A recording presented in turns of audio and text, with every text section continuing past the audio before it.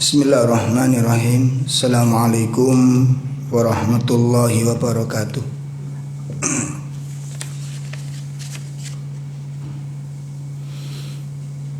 Alhamdulillahirabbil alamin. Alladzi arsala rasulahu bil huda wa dinil haqq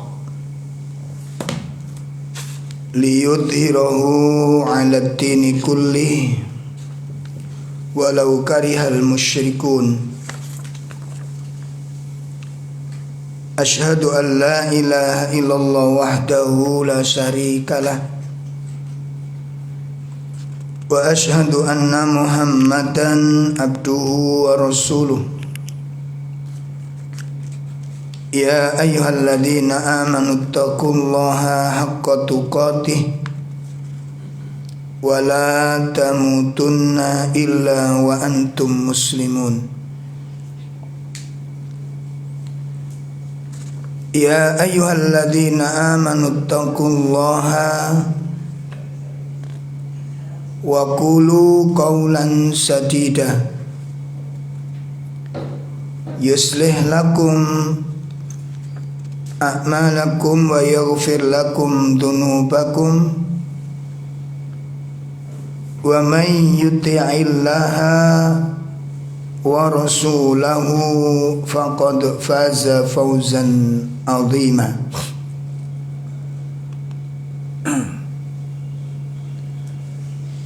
I'lamu anna asdaqal hadits kitabullah wa khairal hadi hadi Muhammadin sallallahu alaihi wasallam wa syarrul umur muhdatsatuha wa kullu muhdatsatin bid'ah wa kullu bid'atin dhalalah wa kullu dhalalatin finnar. Akhwatul iman rahimani wa rahimakumullah.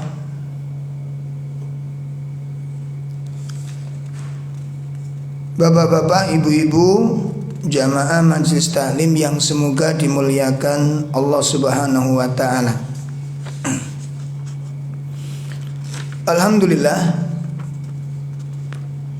pada pagi ini kita bertemu kembali di dalam kajian rutin bersama kita Majelis Taklim Jalan Komering, Surabaya. Kita sangat berharap kepada Allah Tabaraka wa Ta'ala,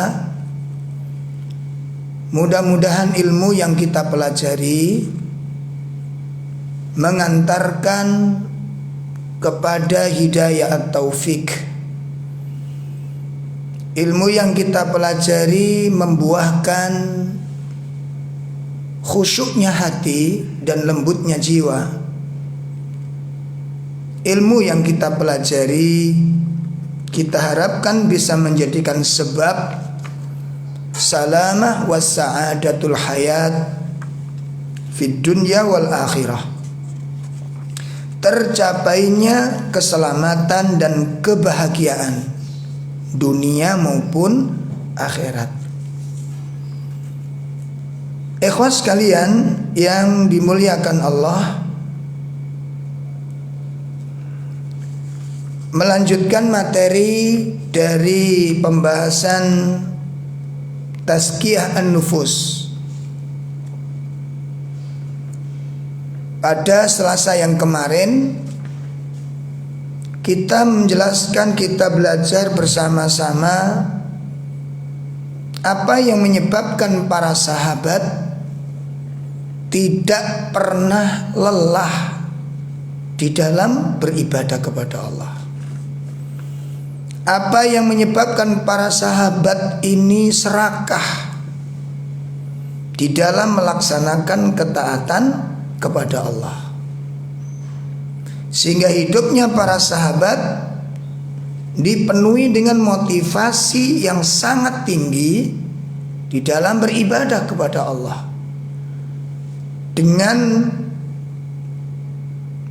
motivasi yang sangat luar biasa inilah para sahabat memetik buah yang sangat mulia, yakni istiqomahnya mereka di jalan ketaatan kepada Allah Ta'ala. Dan pagi ini kita akan mempelajari tentang kesolihan para sahabat, dasarnya riwayat hidup mereka, dan secara spesifik, secara khusus kita akan membahas bagaimana apa yang menyebabkan para sahabat menangis kepada Allah Ta'ala. Kita nukil dari dua kitab yang paling mendasar. Yang pertama kita nukilkan dari kitab Al-Buka min Khosyatillah, ya. Kemudian yang kedua kita ambil dari kitab Dumu'us Sholihin, air mata orang-orang yang soleh. Jamaah sekalian, ibu-ibu, bapak-bapak yang berbahagia, menangis itu adalah bagian dari tabiat manusia. Menangis itu bagian dari tabiat manusia. Persoalannya adalah apa yang menyebabkan tangisan itu. Karena menangis ini bermacam-macam sebabnya dan latar belakangnya. Ada yang menangis karena bahagia, ada yang menangis karena menderita, ada yang menangis karena kenikmatan-kenikmatan Allah, takut kepada dosa, berharap akan surga. Ini macam-macam tangisan. Nah, kalau kita menangis, maka para sahabat pun menangis, Rasul sallallahu alaihi wasallam pun menangis. Yang menjadi persoalan itu adalah apa yang mereka tangisi dan apa pula yang kita tangisi.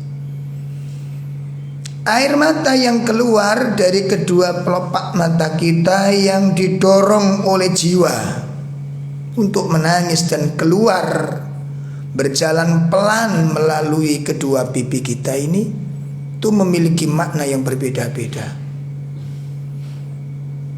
Air mata yang keluar karena dorongan kecintaan kepada Allah Ta'ala, kekagumannya kepada ayat-ayatul Quran, sebagaimana tangisan Rasulullah sallallahu alaihi wasallam karena saking yakinnya dengan ayat-ayat tersebut, keyakinan itu menggoncangkan jiwa beliau, mengoyak jiwa beliau, kemudian melahirkan tetesan-tetesan air mata takut kepada Allah. Tangisan yang lahir dari rasa takut kepada Allah Ta'ala. Al-Buka min Khasyatillah. Tangisan-tangisan orang-orang yang takut kepada azab Allah. Maka air mata mereka ini kedudukannya sangat tinggi, ayol ikhwah, sangat mulia, ya, sangat mulia. Sehingga di beberapa riwayat Rasulullah sallallahu alaihi wa alihi wasallam pun memberikan penghargaan yang begitu tinggi kepada tangisan-tangisan seperti ini.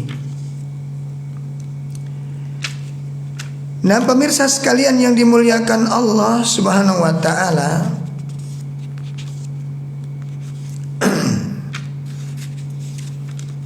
di dalam Al-Qur'an banyak disebutkan. Di dalam Al-Qur'an banyak disebutkan ayat-ayat tentang sebuah tangisan. Begitu pula di dalam hadis-hadis Nabi Sallallahu Alaihi Wasallam juga disebutkan beberapa hadis menjelaskan tentang sebuah tangisan.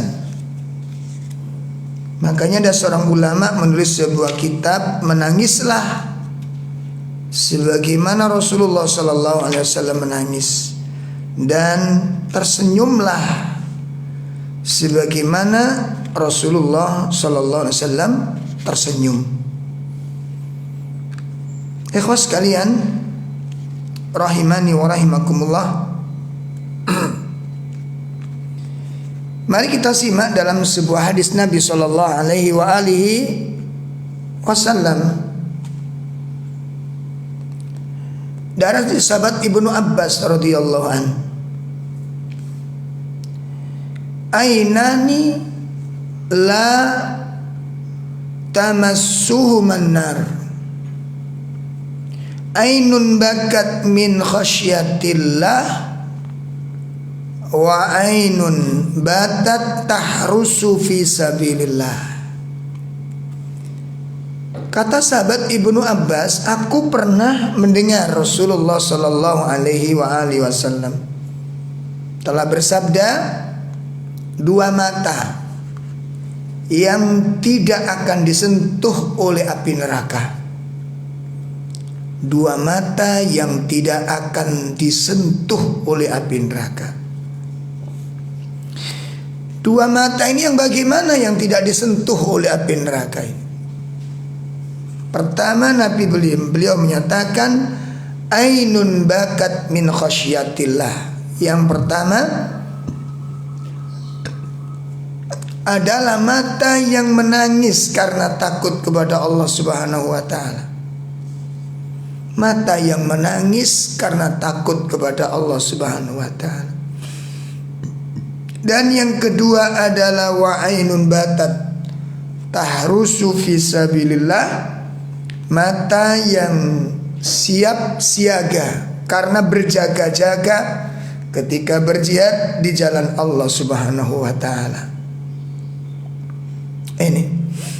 Inilah dua mata yang dimuliakan Allah karena air mata yang keluar darinya, air mata yang mulia, air mata kesucian, air mata keimanan, air mata ketakwaan, air mata harapan, air mata khasyatullah.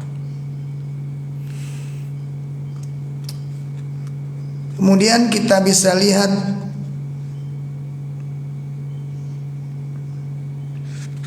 di beberapa ayat ketika Allah Subhanahu wa taala menyebutkan sifat-sifat orang-orang yang diberikan nikmat oleh Allah Tabaraka wa taala, nikmat ilmu, nikmat iman, nikmat kesolihan, nikmat kenabian.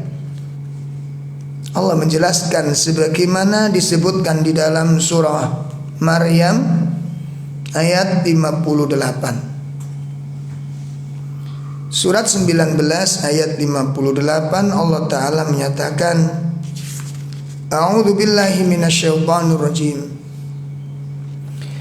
Ulaika alladzina an'ama Allahu 'alaihim minan nabiyyin min dzurriyyati Adam wa mimman hamalna ma'a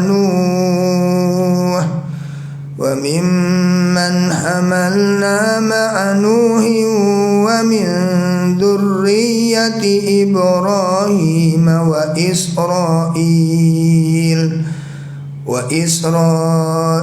wa mimman hadaina wajtabaina. Idza tutla alaihim ayatur rahmani kharru sujada. Idza tutla alaihim ayatur rahmani kharru sujadan wa bukiya.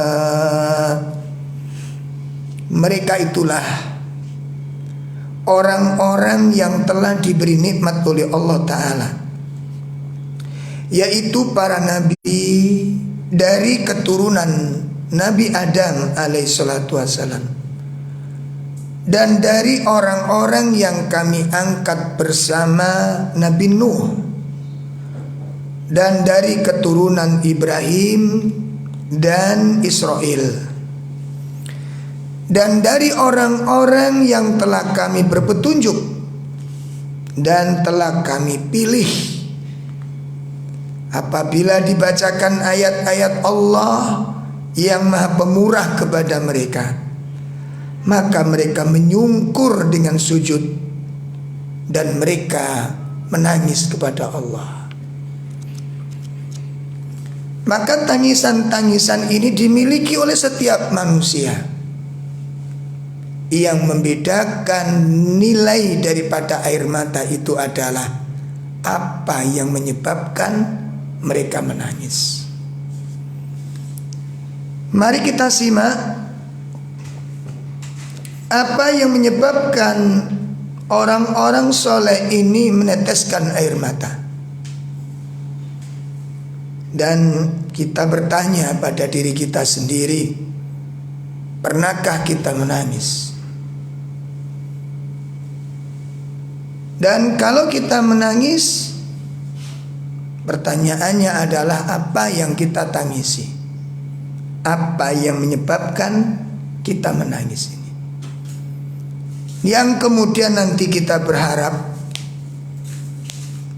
kemudian kita nanti berharap bagaimana kita bisa menangis seperti mereka orang-orang soleh yang menangis, sehingga air mata yang keluar dari kedua mata kita ini memiliki nilai yang mahal, sebagaimana air mata yang keluar dari orang-orang yang soleh. Gejolak di dalam hati, kesedihan, kedukaan yang kita miliki, seperti yang dimiliki, dirasakan kedukaan dan kesedihan orang-orang yang soleh. Mereka sedih, kita sedih. Persoalannya adalah apa yang membuat orang-orang soleh ini merasa sedih. Kalau kemudian kita hari ini juga merasakan kesedihan, maka apakah kesedihan kita ini juga sebabnya sama dengan kesedihan yang dialami oleh orang-orang yang soleh? Inilah pentingnya kita taklim. Sekarang mari kita lihat bagaimana para sahabat menangis dan apa yang menyebabkan mereka menangis. Yang pertama, kita lihat Abu Bakar radhiyallahu an.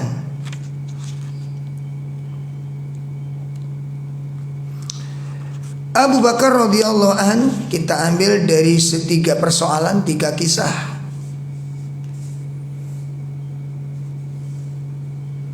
Dalam satu riwayat, Aisyah radhiyallahu an bercerita bahwasanya Rasulullah SAW ketika sakit, dan cukup parah sakit beliau, cukup berat, beliau SAW memerintahkan memanggil Aisyah. Beliau berkata kepada Aisyah, perintahkanlah Abu Bakar untuk menjadi imam bagi kaum muslimin yang akan sholat nanti. Maka Aisyah berkata, aku berkata kepada Rasulullah SAW, ya Rasulullah, sesungguhnya Abu Bakar apabila menggantikan posisi Anda menjadi imam kaum muslimin ketika sholat, maka niscaya orang-orang yang menjadi makmum itu tidak bisa mendengarkan bacaan Al-Qur'annya Abu Bakar. Disebabkan karena Abu Bakar apabila menjadi imam, suara tangisnya mengalahkan bacaan Al-Qur'annya. Setiap kali Abu Bakar membaca Al-Qur'an, maka itu mengalahkan, tangisnya mengalahkan suara bacaan Qur'annya. Oleh karena itu kata Aisyah, maka perintahkanlah Umar bin Khattab agar menjadi imam bagi kaum muslimin selama Anda sakit. Maka Nabi mengulangi lagi, perintahkanlah Abu Bakar untuk menjadi imam. Diulang lagi sampai kemudian akhirnya aku berkata kepada Hafsah, ya, tolong wahai Hafsah katakan kepada Rasulullah sallallahu alaihi wasallam bahwa apabila Abu Bakar menjadi imam, maka niscaya orang tidak bisa mendengar bacaan Al-Qur'annya dikarenakan karena tangisnya. Maka perintahkanlah Umar untuk menjadi imam sholat. Akhirnya Hafsah pun datang menghadap kepada Nabi dan menyampaikan usulan ini. Ini kalau bahasa kita ini ngeyel gitu ya. Rasulullah sudah berwanti-wanti berkali-kali, perintahkan Abu Bakar, perintahkan Abu Bakar. Akhirnya Aisyah radhiyallahu an mengusulkan jangan Abu Bakar, Umar saja. Begitu juga Hafsah datang kepada Nabi mengusulkan yang sama. Sampai akhirnya kemudian Nabi mengatakan, berhentilah kalian berkata demikian. Inna kunna la antunna sawahibu Yusuf. Sesungguhnya kalian ini seperti kaum wanita Nabi Yusuf. Apa itu artinya? Suka ngeyel. Suka ngeyel. Makanya seperti wanita-wanita di sekitar kita juga demikian, suka ngeyelan. Muru Abu Bakrin fal yusalli linnas. Kata Nabi, perintahkan Abu Bakar agar ia menjadi imam sholat. Maka ini menunjukkan begitu Abu Bakar ketika mensolati kaum muslimin, maka benar yang dikatakan oleh Aisyah, beliau itu adalah orang yang mudah menangis, terutama ketika membaca Al-Quran. Ini menunjukkan tentang apa? Menunjukkan keyakinan yang begitu kuat kepada Al-Quran ini. Ta'zim, penghormatan yang begitu luar biasa Abu Bakar kepada Al-Quran. Dan beliau sangat yakin betul dengan berita apapun yang ada di dalam Al-Quran. Sehingga beliau ketika membaca kalimat-kalimat yang mulia ini, karena di dalam membacanya ini bukan bacaan yang biasa, setiap hurufnya mengandung keutamaan, setiap kalimatnya mengandung keistimewaan. Dan ini yang kemudian menjadikan Abu Bakar ini bergemuruh ketika membaca Al-Quran, karena kalimat ini adalah kalimat yang termulia di muka bumi ini.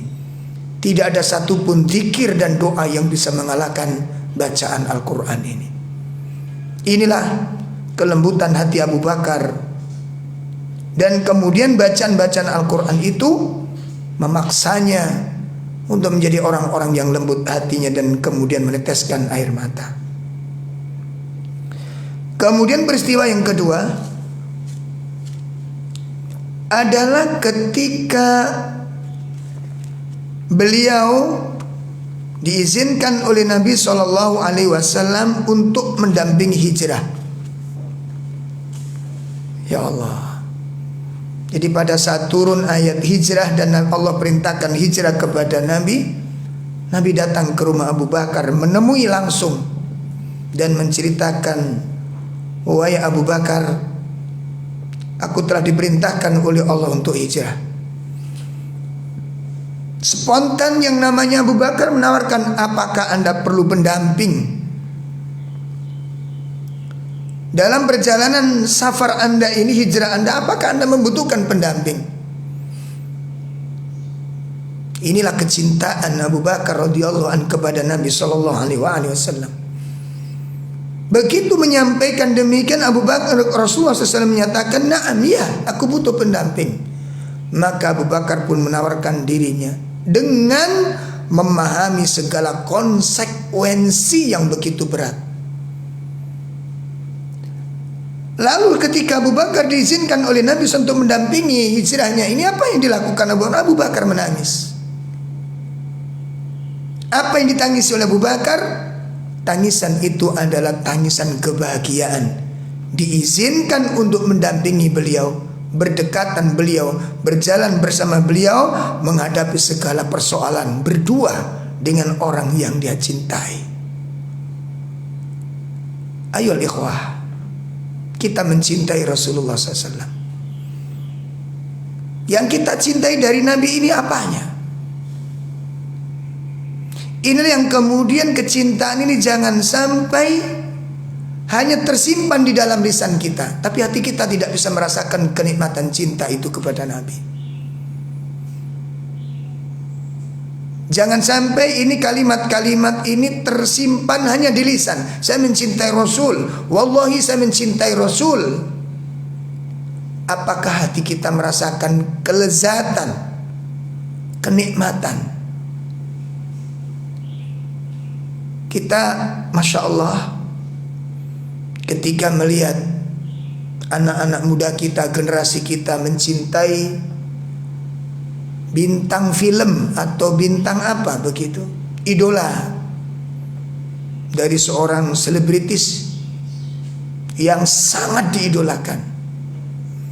Begitu dikabarkan sang idola ini datang ke kampungnya, ke daerahnya, ini sudah disiapkan tanggal sekian, jam sekian, sudah disetel semuanya untuk bisa hadir dan ingin menatap langsung wajah sang idola. Kita bisa lihat ayyuhal ikhwah, ibu, kerinduan, kesiapan, keinginan untuk bertemu dengan sang idola ini begitu kuat. Acara apapun di cancel, kegiatan apapun ditiadakan. Hari ini adalah hari spesial untuk bisa bertemu dengan sang idola, menyaksikan secara langsung suara dan wajah sang idola. Itu sangat dirindukan, dan begitu kita saksikan kuatnya di hati para pemuda-pemuda kita ini. Begitu hari hanya telah tiba, apa yang terjadi ayo ikhwah? Kamera demi kamera, video demi video dipersiapkan untuk menyambutnya, menyimpannya, ya, mengabadikannya. Bahkan tidak sedikit yang berupa ngerangsek untuk ke depan bertemu, minta tanda tangannya. Dan apa yang dialami ketika mendapatkan sentuhan tangannya, tidak sedikit yang menangis terisak-isak kebahagiaan bertemu dengan sang kekasih, sang idola ini. Minta tanda tangan di bajunya sampai ada yang pingsan. Bahkan kita dengarkan ada yang meninggal dunia. Kecintaan apakah ini ayyuhal ikhwah? Sementara kita yang telah mendeklarasikan diri mencintai Nabi SAW, pertanyaannya adalah, pernahkah di hati kita ini menggema kapan kita bertemu dengan Nabi SAW? Apakah di hati kita ada kecemasan-kecemasan untuk tidak bertemu dengan Nabi SAW? Adakah hati kita merasa cemas, khawatir ketika nanti di akhirat Allah tidak izinkan kita menatap wajah beliau? Ada kekhawatiran di hati kita nanti ketika di akhirat kita tidak bisa berdampingan dengan beliau? Inilah Abu Bakar. Diizinkan, begitu diizinkan menangis beliau. Dan Aisyah berkomentar, baru kali ini aku paham dan aku mengerti, ternyata menangis itu disebabkan karena kebahagiaan. Saking senangnya Abu Bakar untuk bisa mendampingi Rasulullah SAW menghadapi problematika perjalanan menuju hijrah ini. Berat tantangannya, nyawa taruhannya, penderitaan dan kesulitan serta kesukaran yang akan menjadi tantangannya disambut dengan kebahagiaan. Kenapa? Dia bisa berdampingan dengan sang kekasih di masa-masa itu. Ayyuhal ikhwah, Kalau diukur kecintaan demikian ini, kira-kira nomor berapa Allah menempatkan cinta kita kepada Nabi Sallallahu Alaihi Wasallam? Dikasih tempat yang sebelah mana kecintaan hati kita kepada Nabi Sallallahu Alaihi Wasallam? Inilah sosok Abu Bakar radhiyallahu anhu. Ayyuhal ikhwah, kemudian yang ketiga kisah Abu Bakar radhiyallahu anhu. Dalam satu riwayat ketika beliau berkhutbah, ini pasca kematian Nabi SAW, Rasulullah telah meninggal dunia. Abu Bakar menggantikan posisi beliau sebagai khalifah. Suatu ketika beliau berkhutbah di hadapan kaum muslimin dan duduk di kursi yang biasa Nabi duduk untuk berkhutbah itu. Tiba-tiba putra Ali radhiyallahu an, yakni Hasan, nyeletuk di sana. Wahai kakek, engkau telah menduduki kursi kakekku, katanya. Ini Hasan yang anak masih kecil ini. Dia melihat dan dia mengakui bahwa kursi itu adalah milik Rasulullah, karena Nabi nggak ada yang menduduki kursi itu ketika kecuali Nabi SAW, karena memang itu dikhususkan untuk khutbah. Begitu Hasan nyeletuk yang demikian ini dengan bahasa khas kekanak-kanakannya, itu kursi kakekku, kenapa kau duduk di atasnya? Ali radhiyallahu an mendekat kepada Hasan dan kemudian memeluknya, dan khawatir Abu Bakar marah kepadanya. Ternyata apa yang terjadi, ayo ikhwah, Abu Bakar turun mendampingi Hasan, mengusap kepalanya seraya berkata, benar wahai anakku, ini kursi nenek, ini kursi kakekmu. Dan kenapa aku duduk di atasnya? Karena aku ingin berpangku di atas pangkuannya. Menangis Abu Bakar, kerinduan kepada sang kekasih, menyaksikan bagaimana kursi ini yang biasa dipakai duduk oleh Nabi SAW, dan hari itu dia duduk di kursi tersebut dengan harapan apa? Aku ingin berpangku di pangkuan Rasulullah Sallallahu Alaihi Wasallam. Kecintaan dengan sang kekasih, kerinduan dengan sang idola, cinta karena Allah atas kemuliaan dan kesolian sang idola ini. Inilah tetesan air mata Abu Bakar yang kemudian menempatkan Abu Bakar sebagai posisi orang pertama kali yang dicintai oleh Nabi Sallallahu Alaihi Wasallam. Kemudian yang kedua, kita melihat apa yang menyebabkan Utsman bin Affan meneteskan air mata.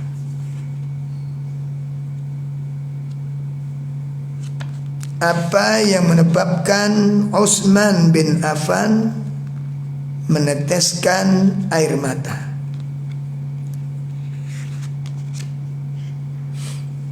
Dalam satu riwayat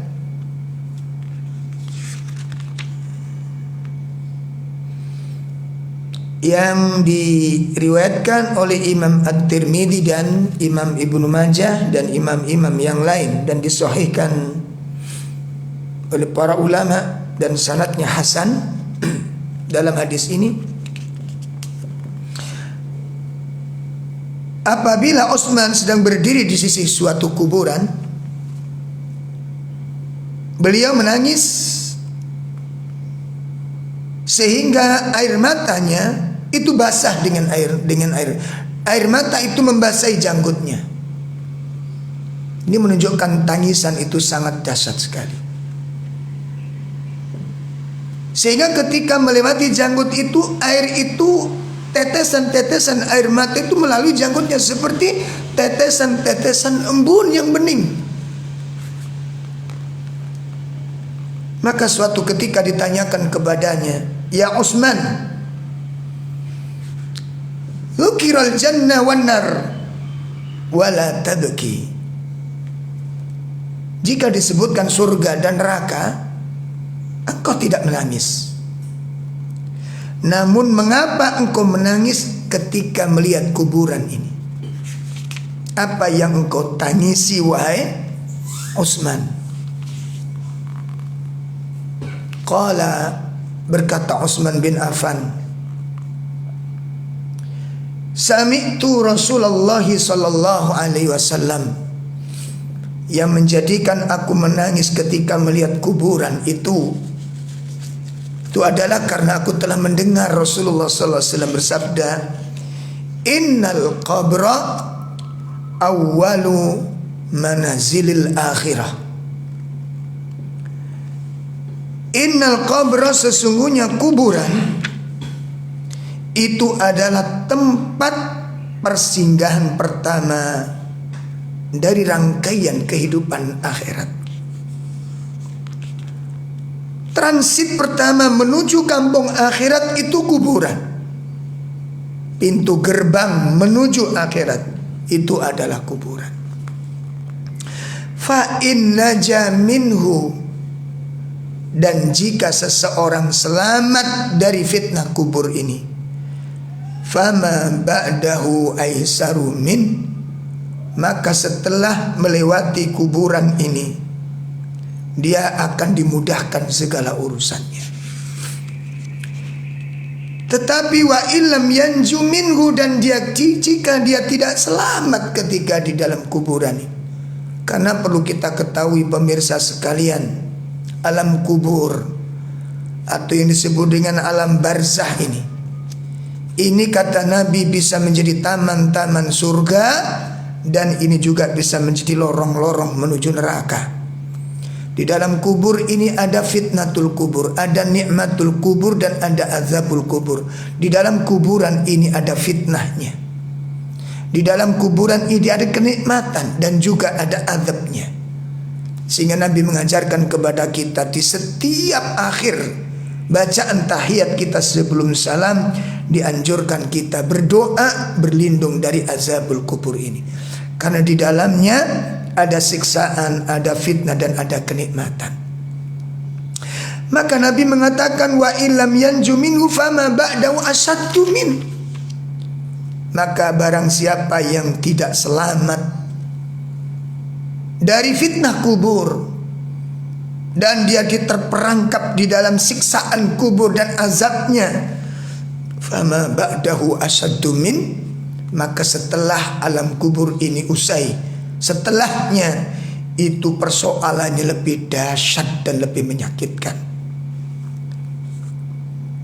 Kemudian Utsman bin Affan melanjutkan, qala Rasulullah sallallahu alaihi wasallam, beliau sallallahu alaihi wasallam menyatakan, ma ra'aitu mandharan qattun illa wal qabru aqdha'u min.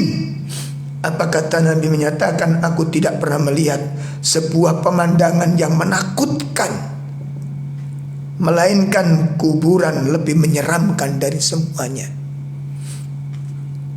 Air mata Utsman bin Affan menetes melewati pipi beliau dan membasahi janggut beliau karena membayangkan dan meyakini peristiwa alam kubur ini.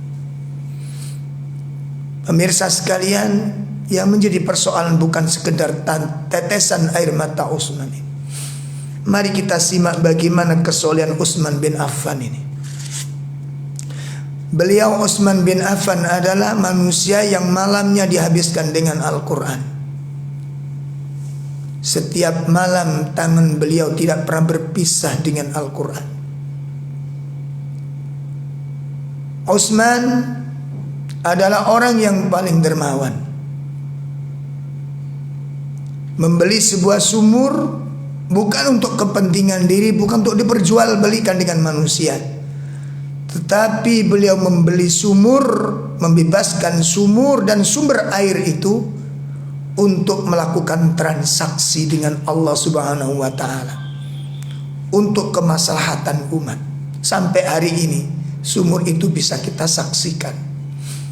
Bagaimana air-air yang mengalir itu untuk berwudu orang-orang yang soleh, untuk diminum oleh orang-orang yang bertakwa.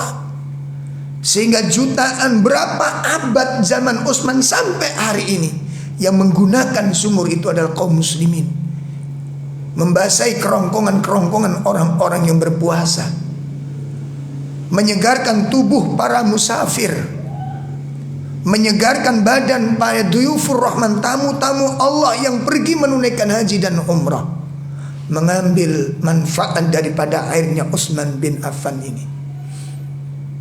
Sehingga ketika air itu diminum oleh orang-orang yang soleh, diminum oleh orang yang berpuasa, diminum oleh orang yang sholat, sudah jelas di sana ketika air itu membangkitkan kekuatan pada tubuh si peminum, maka seluruh ibadah itu mengalir kepada yang memiliki sumur ini. Utsman bin Affan adalah pemiliknya. Demikian hebatnya ketaatan Utsman, kesolihannya, kedekatannya dengan Al-Quran, kedermawannya kepada kaum muslimin. Dan beliau masih menangis mengkhawatirkan dirinya ketika melihat tentang peristiwa alam kubur ini. Bagaimana dengan kita ayolah ikhwah? Ilmu kita terbatas, komunikasi kita dengan Al-Quran pun sangat terbatas. Amal-amal jariah bisa kita hitung dengan jari. Bagaimana hati kita ketika menyaksikan kuburan? Apa yang kita pikirkan ketika melihat kuburan? Pernahkah kita membayangkan ketika kita melihat sebuah kuburan dan membayangkan bagaimana kalau penghuni di dalam kubur itu adalah kita? Yang mana kalau orang sudah masuk ke dalamnya, dia tidak punya kesempatan lagi untuk menambah kebaikan. La yazdatun khairan, la yaktazun amalan salih. Tidak lagi bisa menambah kebaikan-kebaikan sedikit pun. Salat tidak bisa kita menambahnya. Kaki tidak bisa berjalan menuju masjid. Lisan tidak lagi bisa melafadzkan zikir dan tilawatil Quran. Sementara kita tahu dan kita sadar amal-amal kita sangat terbatas. Berbahagialah Utsman. Utsman telah menempati kedudukan yang mulia.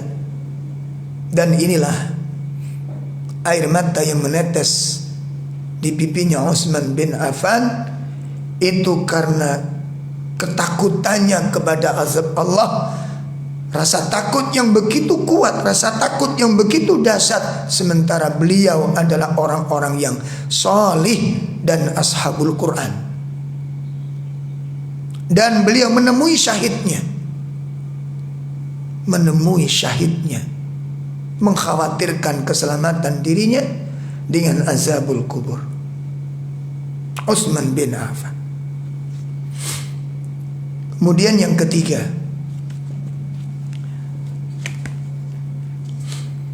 kita mempelajari tangisan seorang sahabat mulia, juru khutbahnya Nabi sallallahu alaihi wasallam, sahabat Sabit bin Qais. Sahabat Sabit bin Qais merupakan sahabat mulia yang dijamin surga oleh Allah Subhanahu wa taala. Beliau sangat lembut hatinya. Sahabat yang seperti sahabat-sahabat yang lainnya mudah menangis karena mengharap pahala dari Allah, dan hatinya mudah terenyuh ketika membaca ayat-ayat yang berupa ancaman. Saya ingin menghadirkan dua kisah dari kisah Sabit bin Qais ini. Yang pertama, ketika turun surat Luqman pada ayat yang ke-18. Surat Luqman ayat 18.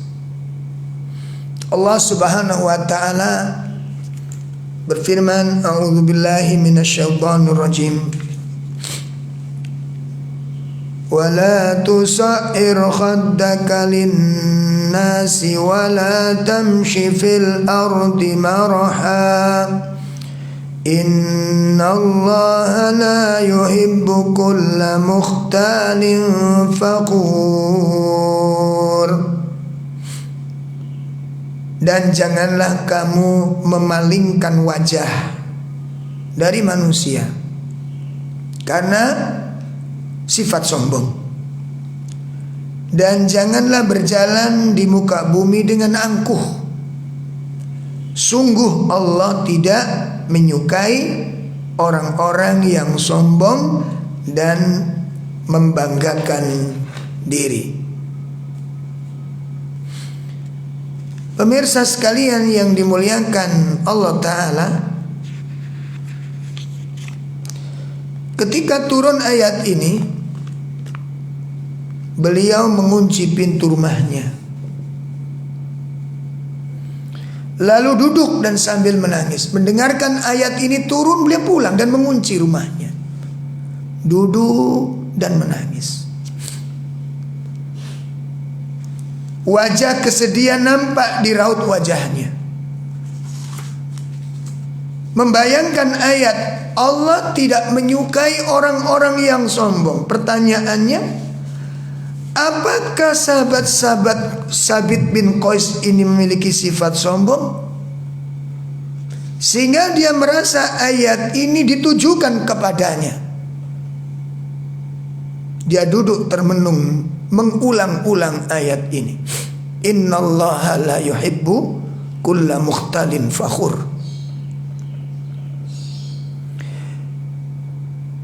Sampai beberapa waktu yang cukup lama dia masih seperti itu, sehingga Rasulullah SAW mengetahui persoalan dari sahabat Sabit bin Qais ini. Ketika beliau SAW memanggilnya, lalu bertanya kepada Sabit bin Qais, apa yang kau lakukan? Saya mendengar engkau mengunci pintu rumahmu, mengucilkan diri, duduk termenung, diliputi dengan kesedihan dan penderitaan, dan kamu menangis. Apa yang kau tangisi? Dia sampaikan, ayat itu sulit saya pisahkan dari telinga saya, Rasulullah. Allah tidak mencintai orang-orang yang sombong dan membanggakan diri. Lalu apa kaitannya dengan dirimu? Apa kata sahabat Sabit bin Qais? Wahai Rasulullah, aku suka dengan baju yang bagus. Aku senang bersandal dengan sandal yang bagus.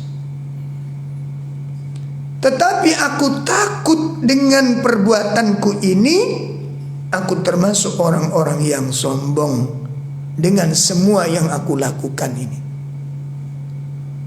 Masya Allah. Ternyata ini yang membuat beliau termenung dan diliputi dengan kesedihan, seakan-akan ayat itu ditujukan kepada dirinya. Karena dia merasa senang kalau pakai baju bagus, pakai sandal bagus, pakai sepatu, itu senang dia. Maka dia terngiang-ngiang dengan ayat ini, berarti aku tidak berhak mendapatkan cinta dari Allah ini. Aku tidak layak mendapatkan cinta dari Allah ini. Setelah diungkapkan kepada Nabi dan Nabi mendengarkan hal tersebut, maka beliau menjawab dan tersenyum. Apa kata Nabi? Innaka lasta minhum.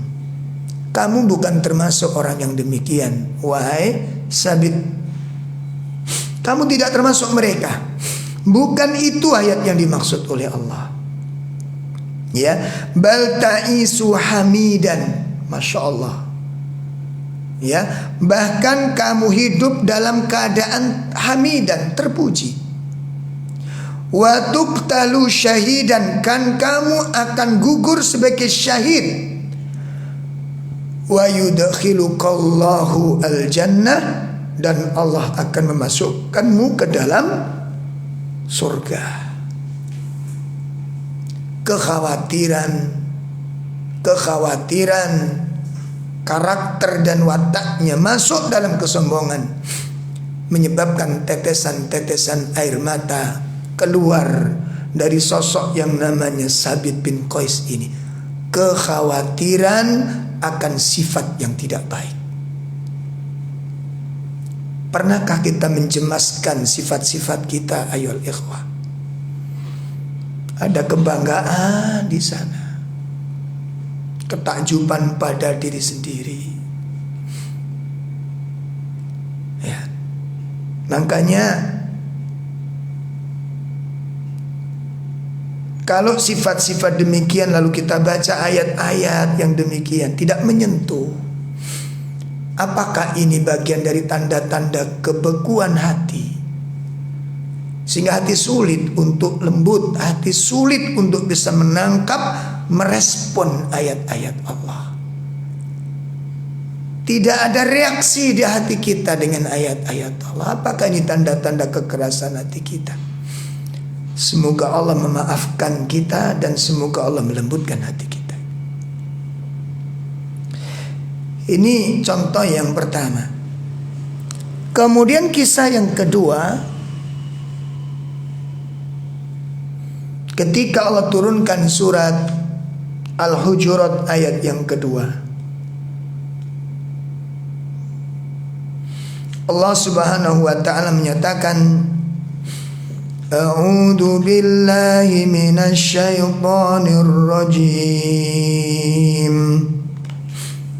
Ya ayyuhalladzina amanu la tarfa'u aswatakum fawqa sautin nabi wa la tajharu lahu bil qawli ka jahri ba'dikum li ba'din an tahbata a'malukum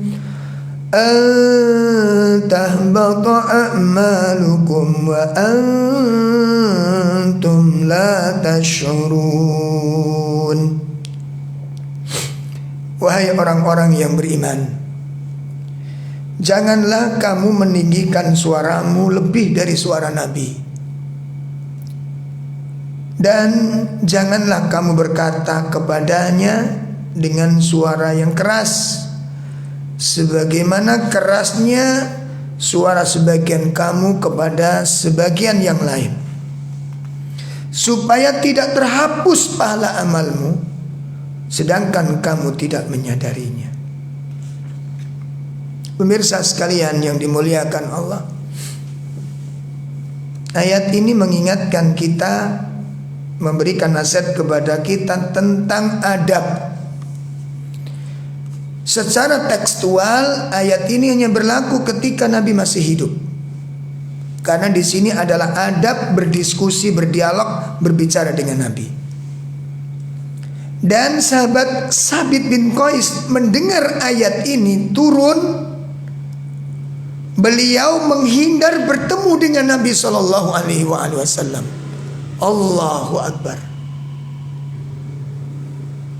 Apakah sahabat Sabit bin Qais ini membenci Nabi, tidak menyukai Nabi? Tidak, pemirsa sekalian.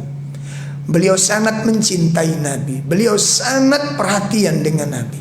Begitu ayat ini turun, beliau selalu menghindar untuk bertemu dengan Nabi. Bahkan beliau menghindar dari tatapan mata Nabi, supaya Nabi tidak mengajak bicara sama dia. Kalau sholat dia menghindar dari wajah Nabi. Dan akhirnya apa? Beliau jarang datang di majelisnya Nabi setelah ayat ini turun. Dan Nabi merasa kehilangan, mana sahabat Sabit bin Qais? Biasanya dia tekun, biasanya dia disiplin, biasanya dekat dengan majelisku, dan selalu istiqomah di hadir untuk majelis ilmu. Dan aku tidak pernah melihat wajahnya ini. Siapa di antara kalian yang mengetahui kabar dari sahabat bin Qais ini? Akhirnya ada seorang sahabat Ansor mengatakan, saya ya Rasulullah, saya akan cari kabar dari sahabat Sabit dan akan kami beritahukan kepada anda. Akhirnya sahabat Ansor ini datang ke rumah sahabat Sabit bin Qais dan ditemukan duduk termenung dan menangis. Sahabat Ansor bertanya kepadanya, wahai Sabit bin Qais, bagaimana kabarmu? Rasulullah SAW mencarimu dan mempertanyakan keadaanmu. Kenapa kau tidak pernah hadir di majelisnya Nabi, dan engkau selalu menghindar kepada Nabi? Dengan wajah yang penuh dengan kesedihan, diliputi dengan kesedihan, dia menghadapkan wajah kepada sahabat Ansor dan disaksikan di sana. Apa yang dilihat oleh sahabat Ansor ini? Air mata itu telah membasahi pipinya sahabat bin Qais. Ditanya, ada apa denganmu? Sahabat bin Qais mengatakan, tidakkah engkau telah mendengar firman Allah telah turun? Ya ayyuhalladzina amanu la tarfa'u aswatakum fawqa sautin nabi. Larangan untuk mengeraskan suara di hadapan Nabi, dan tidak boleh melebihi suara lebih keras daripada Nabi. Sebab kalau itu terjadi, amal-amal itu akan terhapus. Tidakkah kamu baca ayat itu? Kemudian sahabat Ansor mengatakan, iya benar, aku telah mendengar ayat itu. Lalu ada apa hubungannya denganmu? Apa kata sahabat Qais? Kamu kan tahu aku ini orang yang suaranya keras. Ya Allah. Jadi kalau aku ngomong dengan Nabi itu pasti lantang suara saya, karena memang itu pembawaanku. Itu dasar diriku, dan sulit saya rendahkan, itu sulit. Maka inilah keberadaanku. Aku hanya duduk menanti tentang penderitaan dan menunggu kabar terhapusnya amal-amalku ini. Karena konsekuensi kalau itu terjadi, orang mengeraskan suaranya di hadapan Nabi, terhapus antahbatu a'malukum wa antum la tashurun. Itu yang sedang terjadi, dan aku menunggu kabar itu. Hanya ini yang aku tunggu. Makanya aku tidak mau bertemu dengan Nabi. Aku menghindar untuk bertemu dengan Nabi, dan aku tidak berhadir di majelisnya, karena aku takut ketika Nabi bertanya dan aku menjawab dengan suara yang keras. Ayolah ikhwah, adab seperti apa yang dimiliki oleh sahabat Sabit bin Qais ini? Penghormatan semacam apa lagi kepada Nabi SAW? Ini baru suara. Ini baru suara, pemirsa. Menjadikan beliau mengurung dirinya, mengisolasi dirinya, mengasingkan dirinya dengan penuh kesedihan. Bagaimana dia tidak sedih? Dia harus menjauhi orang yang dicintainya. Sebab kalau bertemu suaranya lantang, hilang amalnya. Kesedihan itu bertumpuk-tumpuk di hatinya sahabat bin Qais.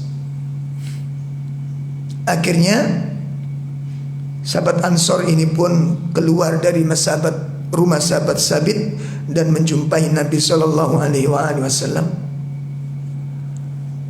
Kemudian disampaikan berita itu kepada beliau SAW tentang apa yang menyebabkan sahabat Sabit bin Qais ini mengasingkan dirinya dan meratapi hari-harinya dengan tangisan. Ternyata satu, dia takut ucapan selama ini kepada Nabi ini bentuk kedurhakaan kepada beliau. Yang kedua yang ditakutkan amal-amal yang sudah dibangun satu persatu, dari sholat sunnahnya satu rakaat demi satu rakaat. Dia bayangkan bergemuruh hati itu di dalam dirinya. Hai Sabit, amalmu sudah hancur. Wahai Sabit, amalmu sudah binasa. Hai Sabit, amal ketaatanmu sudah lenyap karena sikapmu kepada Nabi. Kalimat ini yang membisikkan di hati sahabat Sabit bin Qais. Bagaimana dengan kita? Bagaimana dengan akhlak kita kepada sunnah Nabi Sallallahu Alaihi Wasallam?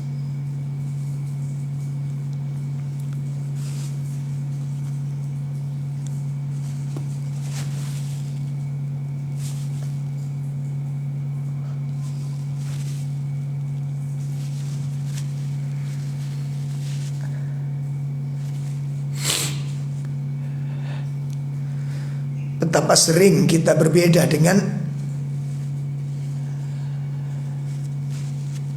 sunnah-sunnah beliau tanpa merasa bersalah. Bahkan kita bergembira ketika berbeda dengan adab-adab yang diajarkan oleh Nabi.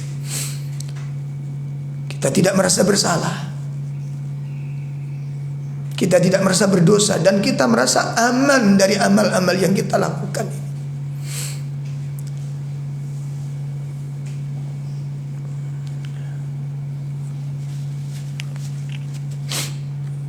Oleh karena itu ayol ikhwah rahimani wa rahimakumullah, maka ketika sahabat Ansor ini menemui Nabi SAW menyampaikan keadaan ini, apa jawab beliau? Nabi SAW menjawab, sampaikan kepada sahabat Sabit bin Qais, innaka lasta minhum. Sahabat Sabit bin Qais tidak termasuk dalam ayat ini. Dia tidak diancam ayat. Bal ta'isu bi khairin, bahkan dia termasuk orang-orang yang hidup dengan kebaikan.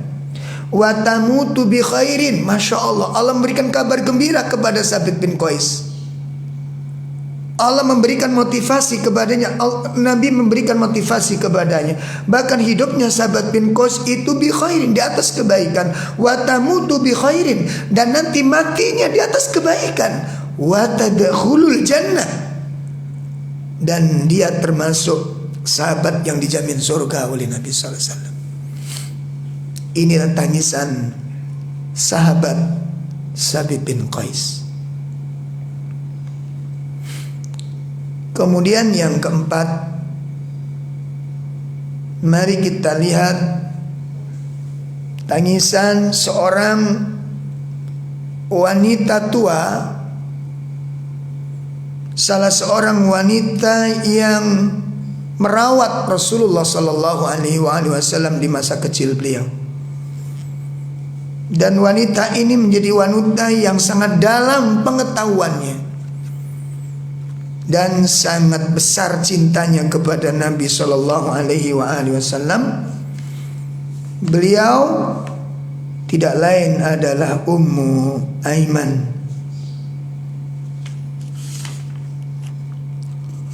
Ayyuhal ikhwah rahimani wa rahimakumullah, ketika Rasulullah SAW meninggal dunia, berkata Abu Bakar kepada Umar bin Khattab radhiyallahu anhuma, semoga Allah meridhai kedua sahabat mulia ini. Ini terjadi dialog ini ba'da wafati Rasulullah SAW, setelah wafatnya Rasulullah SAW. Apa kata Abu Bakar?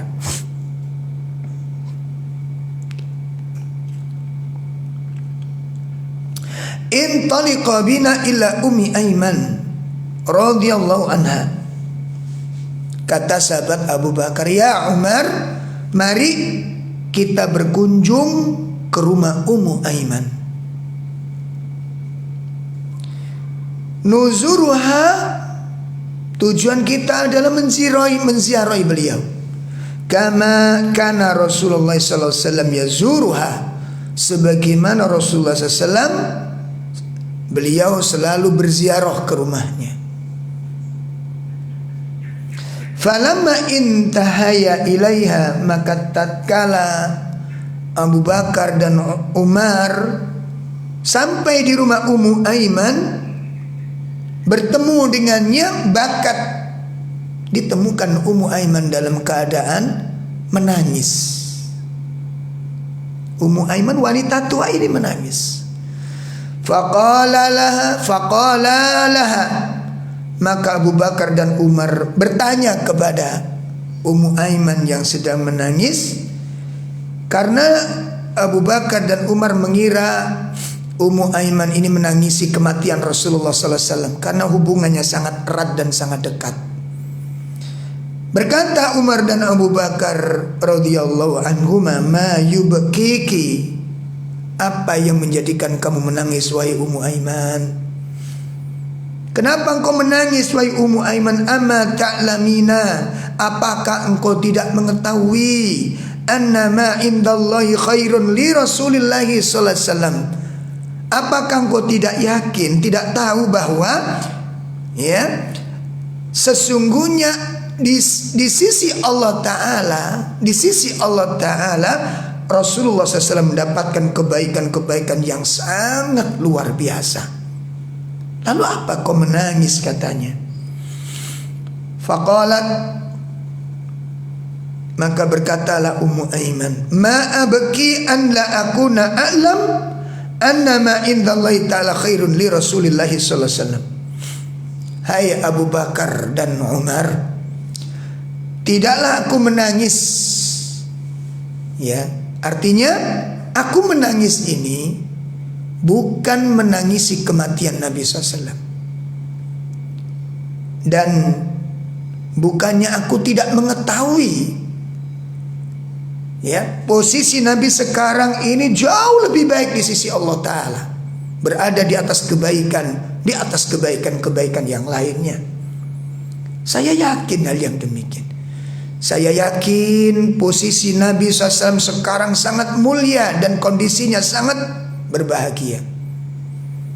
Ya, walakin abki, tetapi yang aku tangisi ini adalah, ya, yang aku tangisi ini dengan sebab kematian Rasulullah SAW ini, annal wahya qad inqata'a minas sama. Ya Allah, yang aku tangisi disebabkan karena kematian Nabi Sallallahu Alaihi Wasallam, wahyu terputus dari langit. Setelah ini saya tidak lagi mendengar wahyu turun dari Nabi dan keluar dari lisan Nabi. Tidak lagi aku dengarkan kalimat Allah telah menurunkan wahyu, Allah telah menurunkan perintah, Allah telah memberikan kabar. Aku tidak lagi mendengar kalimat itu lagi. Itu yang membuat aku sedih dan itu yang aku tangisi. Wahyu terputus dari langit. Ayyuhal ikhwah, ayyuhal ikhwah, bisakah kita mengambil pelajaran yang sangat menarik ini? Pandangan wanita yang tua ini begitu tajam. Hatinya bisa menembus suatu persoalan, membayangkan sebuah peristiwa. Ketika Nabi wafat, wahyu telah terputus. Membayangkan apa yang akan terjadi di tengah-tengah umat ini. Kalimat yang keluar dari wanita yang tua ini dipelajari oleh ribuan ulama. Apa yang ditangisi bukan sekedar putusnya wahyu, bukan sekedar wahyu putus selesai, Nabi wafat selesai, bukan. Tapi akibat dari kematian Nabi, dampak buruk dari terputusnya wahyu, ketika umat ini punya masalah, kemana harus minta pencerahan? Kepada siapa orang minta petunjuk? Ketika sang pembawa petunjuk itu telah tiada dan sumber petunjuk telah terputus. Ini menunjukkan tentang akan ada satu peristiwa yang mengerikan di tengah-tengah umat ini. Perpecahan akan terjadi, penyimpangan akan terjadi, kesesatan akan tersebar. Itu yang ditangisi oleh Ummu Aiman ini. Air mata yang mulia, air mata ilmu, air mata keyakinan, air mata ketakwaan, air mata cinta, air mata kekhawatiran, yang menunjukkan hidupnya hatinya Ummu Aiman, suburnya ketakwaan Ummu Aiman. Bapak Ibu sekalian yang dimuliakan Allah,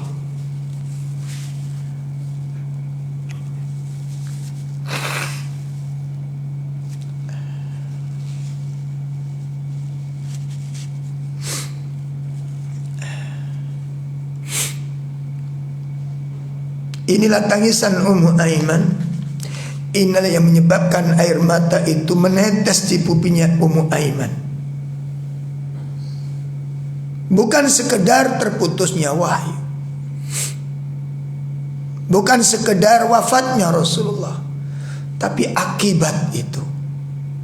Dulu ketika Nabi masih hidup, wahyu masih turun, segala persoalan, serumit apapun, sedahsyat apapun, sebesar apapun, para sahabat berselisih pendapat, datang kepada Nabi bersama-sama. Nabi memberikan pencerahan. Apalagi apabila Nabi tidak mendapatkan jawaban dan belum tahu ilmunya, Nabi menanti wahyu. Selesai urusan dengan membawa kebaikan-kebaikan. Maka dengan wafatnya Rasulullah SAW, bagaimana ketika umat ini bergejolak? Bagaimana ketika para sahabat ini menemukan problem? Guru telah tiada, pembawa petunjuk telah meninggal dunia, meninggalkan kita. Wahyu terputus. Ini sebuah ancaman, dan ini merupakan kabar buruk. Lahirnya Rasulullah itu akan membuka semua pintu-pintu kebaikan. Wafatnya Rasulullah SAW, tertutupnya pintu-pintu kebaikan dan terbukanya pintu-pintu kerusakan. Inilah yang menyebabkan air mata Ummu Aiman menetes. Jamaah sekalian yang dimuliakan Allah Subhanahu wa taala, tentu masih banyak kisah riwayat para sahabat radhiyallahu anhum ajmain. Nanti kita temukan para orang-orang miskin datang kepada Nabi yang dia sudah terlanjur mendaftarkan diri untuk ikut berperang. Dan ternyata begitu hari telah tiba, hari peperangan sudah datang, ternyata begitu mereka datang berkumpul dengan barisan kaum muslimin, kendaraan untuk berangkat telah habis, senjata telah habis, peralatan telah habis. Sahabat-sahabat tidak terkebagian mendapatkan kendaraan, terpaksa disuruh pulang oleh Nabi SAW. Kembali mereka ke rumah mereka, bercucuran air mata mereka. Apa katanya? Hari ini aku gagal untuk mendapatkan syahid. Air mata menetes. Para sahabat meneteskan air mata. Abu Bakar meneteskan air mata karena kecintaan, kekaguman, ketakziman, penghormatan kepada ayat-ayat Allah. Abu Bakar meneteskan air mata karena bahagia diizinkan mendampingi Nabi di dalam kesusahan-kesusahan dan kesulitannya, dan dia sangat bahagia menangis membantu kesulitan Rasulullah SAW. Abu Bakar meneteskan air mata karena takut berpisah dengan Nabi SAW. Utsman meneteskan air mata karena membayangkan peristiwa-peristiwa alam kubur, kedahsyatannya, kengeriannya, keburukannya, penderitaannya, memaksa beliau untuk meneteskan air mata. Sabit bin Qais membayangkan tentang akhlak yang buruk kepada Nabi SAW, hilangnya tatanan-tatanan bangunan-bangunan amal soleh yang dia lakukan, lenyap disebabkan suaranya mengalahkan suara Nabi SAW. Ummu Aiman menangis karena terputusnya wahyu. Pemirsa sekalian, kalau hari ini kita menangis, kalau kemarin kita menangis, kalau lusa kemarin kita menangis, pertanyaannya adalah apa yang kita tangisi? Apa sebabnya air mata kita menetes? Maka mari kita belajar bersama-sama. Kita belajar bersama-sama menempatkan air mata ini di tempat yang mulia. Kita belajar bersama-sama. Kita tempatkan air mata ini untuk meraih kemuliaan, untuk mendapatkan apa yang dikatakan oleh Nabi SAW, dua mata yang tidak akan disentuh oleh air, oleh nerakanya Allah, yakni ainun bakat min khasyatillah, air mata, mata yang menangis karena takut kepada Allah Subhanahu wa taala. Semoga sedikit materi yang bisa kami sampaikan tentang dumu'us sholihin, air mata orang-orang soleh ini, membantu kita semuanya untuk memperbaiki diri. Kita jadikan materi hari ini sebagai sarana untuk muhasabah atas kekurangan-kekurangan, kebekuan, kerasnya hati ini, jauhnya hati ini dari khusyuk, jauhnya hati ini dari ketakwaan kepada Allah Ta'ala.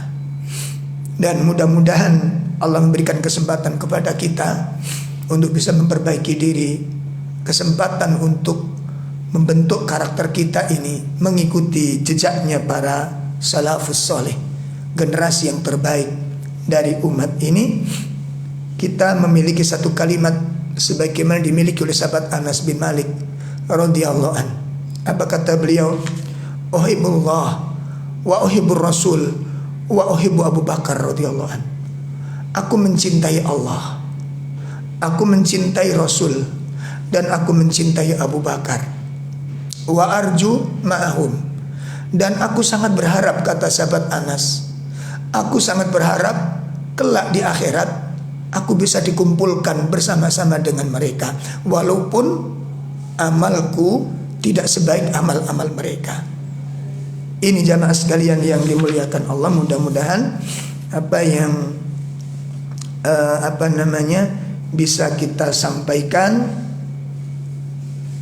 bermanfaat untuk kita semua dan membawa maslahat kepada keislaman, ketakwaan, dan keimanan kita kepada Allah Subhanahu wa ta'ala. Baik bapak-bapak, ibu-ibu sekalian, mungkin ada pertanyaan. Ini ada pertanyaan, mungkin ini untuk sementara kita jawab bulan depan, Bu, ya. Ini satu pertanyaan, insya Allah akan kita siapkan jawaban bulan depan, insya Allah.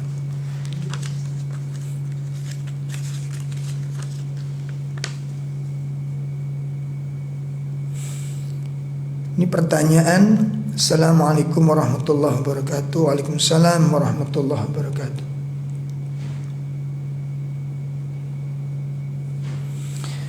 Setelah berhijrah ke manhaj salaf, ana merasakan teman-teman lama satu persatu mulai menjauhi dan menghindari untuk berkontak dengan ana. Awalnya ana sedih, tapi lama-kelamaan ana bisa mengambil hikmah bahwa mungkin ini cara Allah Subhanahu wa ta'ala untuk menghindarkan ana dari teman-teman yang kurang membawa manfaat dan membuat ana lebih dekat pada teman-teman yang soleh. Namun sesekali ana masih diajak untuk bertemu dengan mereka walaupun tidak ikhtilat, dan ana merasa canggung. Apakah ana boleh menolak untuk datang, atau sebaiknya ana datangi saja jika semuanya akhwat? Nah, ayolah ikhwah, ada beberapa persoalan ini ya. Yang pertama, dijauhi orang itu ada beberapa sebab. Orang menjauh dari kita itu ada beberapa faktor. Yang pertama, mungkin mereka tidak menyukai sifat kita. Mungkin mereka tidak menyukai sifat kita. Bisa jadi mungkin kalimat yang kita ucapkan tajam, ya, bisa jadi kalimat yang kita sampaikan kasar. Ini bisa jadi. Ini yang pertama ya. Kenapa orang menjauhi kita? Yang kedua, mungkin orang belum memahami tentang suatu kebenaran, terjebak dengan isu atau fitnah yang menimpa dakwah sunnah ini,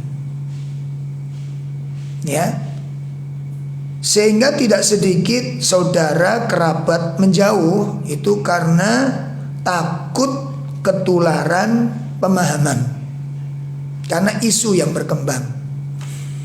Sebagaimana kita ketahui, isu di medsos, ya, di suara-suara kaum muslimin dari kalangan orang-orang awam, ya, kalau sudah menyebut nama salaf itu kedengarannya sangat ngeri gitu. Jadi salaf itu kalau digambar itu seperti hantu berkepala mata merah, gigi runcing, rambut gondrong, mungkin begitu ya. Jadi seakan-akan itu menakutkan. Nah, banyak faktor juga itu berita. Ada yang sebagian berita itu benar, ada sebagian itu benar, salaf itu keras, ada benarnya kalimat itu, Karena ada sebagian teman-teman yang mengaku salaf ini kasar banget gitu loh. Ada. Jadi tidak salah mutlak. Isu itu tidak salah mutlak. Ya, jadi dalam hal ini kita harus adil di dalam menempatkan sesuatu. Bahkan kita temukan ada teman-teman yang dulu belajarnya bareng sama kita, ya, duduk bareng, bahkan makan bareng satu piring bersama untuk menambah keakraban. Karena kita biasa kalau ada teman-teman akrab di rumah pun kita makan satu piring bersama-sama, bertiga, berlima gitu ya. Setelah dia mengaji suatu manhaj yang juga dikatakan salaf, ini nyapa saja enggak dengan kita, nyapa saja enggak, ya. Bahkan ketika kita kontak, nomor antum tak blokir loh, gitu langsung di depan. Ini kan mengerikan kalau demikian ini, dan ini bertentangan dengan ajaran salaf. Uniknya ketika kita duduk bersama untuk berdiskusi, enggan gitu loh. Tapi tuduhan itu terus dikusur. Nah, tuduhan semacam ini ketika diarahkan kepada teman-teman seperti ini, ada benarnya isu seperti ini. Makanya kita tidak boleh memiliki sifat yang demikian ini. Ada kaidahnya. Ada kaidahnya. Bukan berarti kita harus berteman semua orang, bukan. Ada batasan-batasannya. Kapan kita akrab, kapan kita bertemu, kapan kita kumpul, kapan kita berpisah. Itu ada aturan mainnya. Ya, ada aturan mainnya. Ada kesalahan-kesalahan yang memang harus kita tolak secara tegas dan wajib dijauhi. Ya, ada kesalahan-kesalahan yang perlu dimaafkan dan perlu kita bina orang ini. Kalau setiap kesalahan dijauhi, diminta keterangan tidak penting lah, ini ajarannya siapa yang demikian ini? Jelas ya? Jadi supaya nanti ibu yang bertanya itu bisa menjadi bahan evaluasi bagi kita. Makanya ya, jadi kalau memang sikap kita sudah tidak ada sifat-sifat yang mungkin tadi disebutkan, bahasa kita biasa, ya, bahasa kita biasa. Jangan mudah tahkim. Tahkim itu menghukumi sesuatu yang orang lain belum mengenal masalah. Paham ini ya? Ya. Jadi sebenarnya yang didahulukan ini takrif, pengenalan kepada suatu, pengenalan kepada sesuatu. Tadi.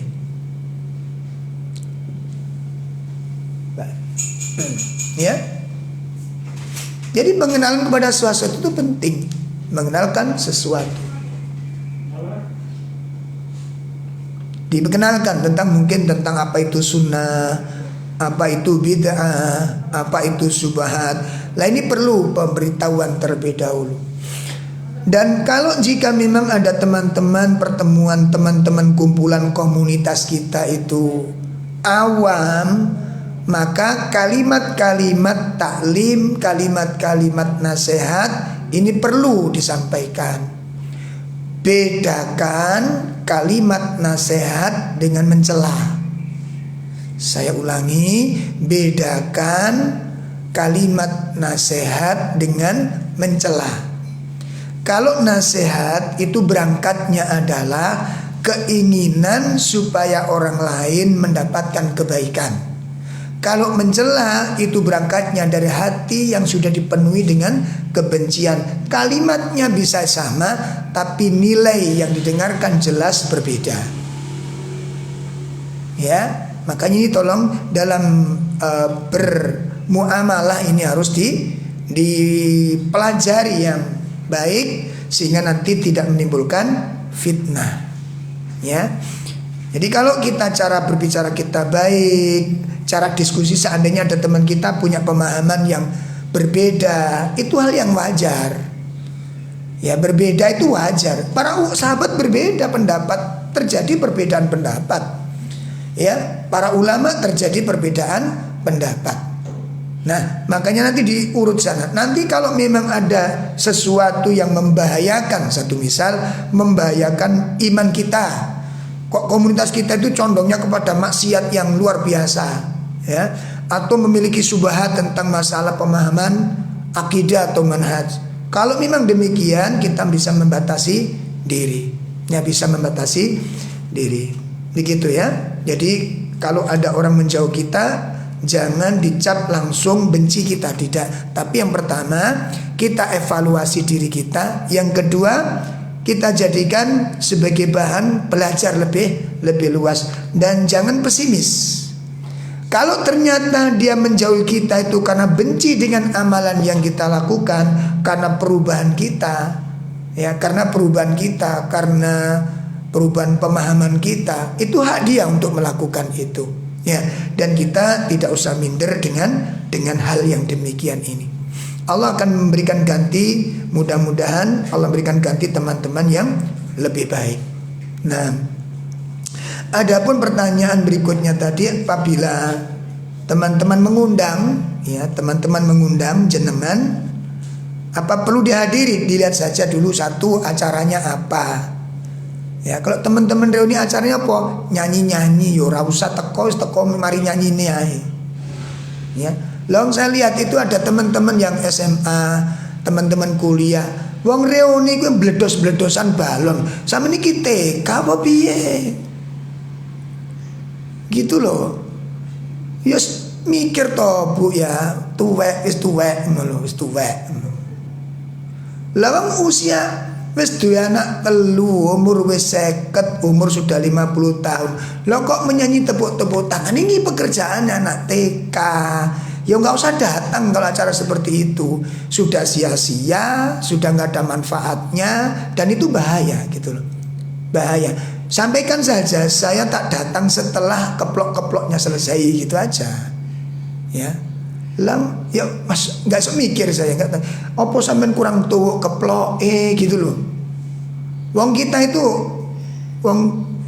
Bu ya, Masya Allah, ini rotok gregetan saya juga gitu tuh ya, agak jengkel inilah. Lah wong kita itu sudah dikasih waktu kebebasan, ya.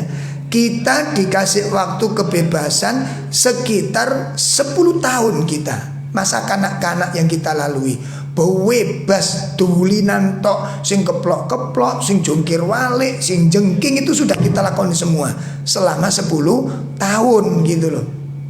Nah ternyata itu kan nggak cukup 10 tahun untuk bebas, dilanjutkan setelah anak-anak usia kita remaja. Saya ditutup no maneh, dulinan maneh gitu loh. Begitu sudah masuk dewasa, rumah tangga, kepingin ketemu teman-teman, reuni lagi, lo ya kok keplok-keplok maneh ngono lho. Terus jenengan kalau puas, ibu-ibu sebagian yang tepuk-tepuk lagi seneng-seneng rame-rame, iku sing didoleki opo? Sampeyan ora mikir to. Rambut wis 3 macem. Ngoten lho nggih. Kuping wis ora patek krungu. Sikil wis cekot-cekot, ono sik gak kaken tobat.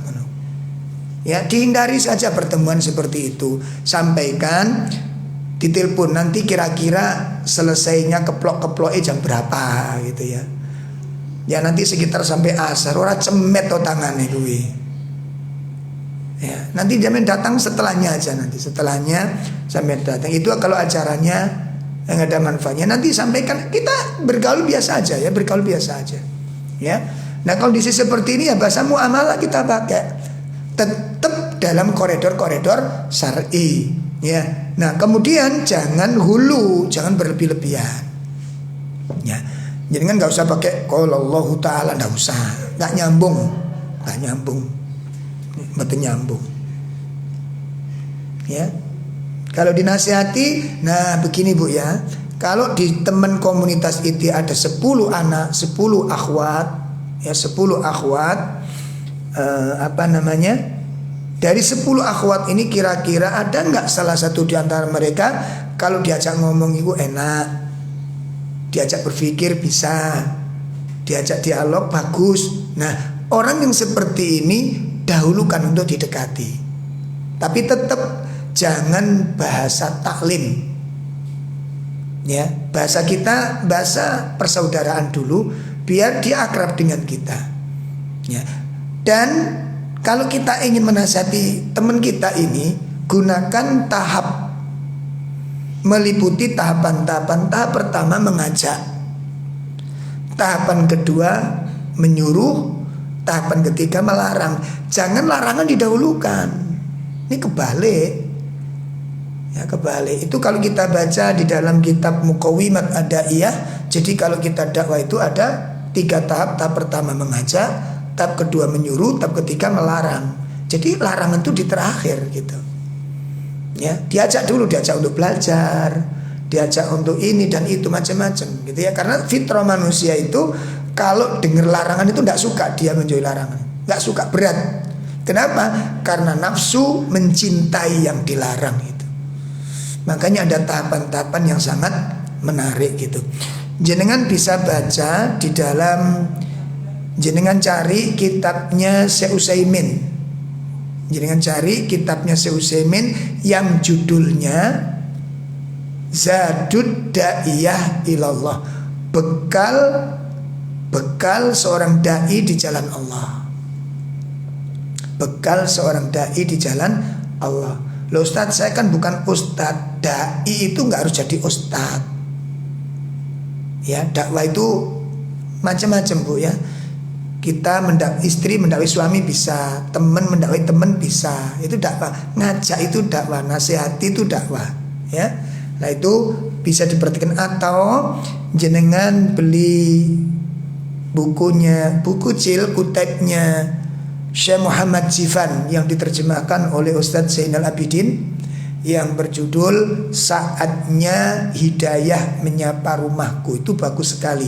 Ada kaidah-kaidah dakwah yang perlu diperhatikan, sehingga nanti ketika kita berkomunikasi dengan teman-teman yang campur baur begitu, itu nanti bisa tepat cara penyajian menunya begitu ya. Baik, itu saja yang kita sampaikan. Ini ada satu pertanyaan lagi belum bisa saya jawab. Mungkin insya Allah nanti, mudah-mudahan bulan depan kita bisa sampaikan. Demikian. Kurang lebih mohon maaf, kita cukupkan. Wassallallahu ala nabiyyina Muhammad. Subhanakallahumma wa bihamdika asyhadu an la ilaha illa anta astaghfiruka wa atubu ilaik. Assalamualaikum warahmatullahi wabarakatuh.